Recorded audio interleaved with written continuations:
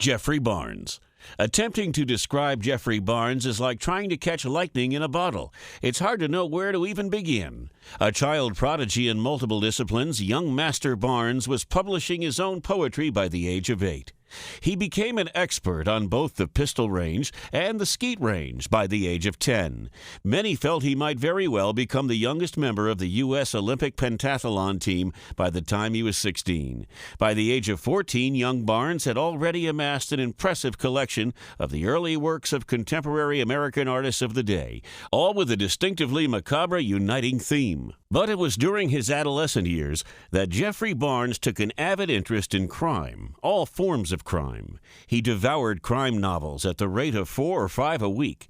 He acquired subscriptions to every available crime magazine. Indeed, by the age of 13, Geoffrey Barnes was submitting his own crime stories to many of the popular crime pulps of the day.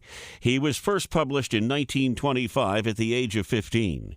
In the 10 years that followed, Geoffrey Barnes was publishing as many as 20 to 30 crime stories a year under a dizzying array of pseudonyms. He spent the proceeds from his published stories and poetry to fund his own extensive crime laboratory. But this was a crime laboratory worthy of any forensic lab in the U.S. for its time. Indeed, FBI Director J. Edgar Hoover visited with Barnes whenever he was in New York to assess Barnes' latest additions to his laboratory.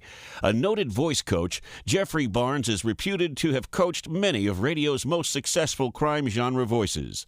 At Barnes' request, the names of these performers have remained a secret for over 50 years. Also notable, but not the least surprising, Barnes frequently consulted with Senate members, congressmen, and as many as 6 presidents before Barnes' passing in 1997. Indeed, Barnes was reportedly penning the last chapters of a tell-all memoir the night before he passed, of surprisingly natural causes. One of the most gifted criminologists of the 20th century, Barnes' reputation seems to have drifted into anonymity of late. But for tens of thousands of Golden Age radio crime genre fans, Geoffrey Barnes remains one of the great radio crime annotators of history.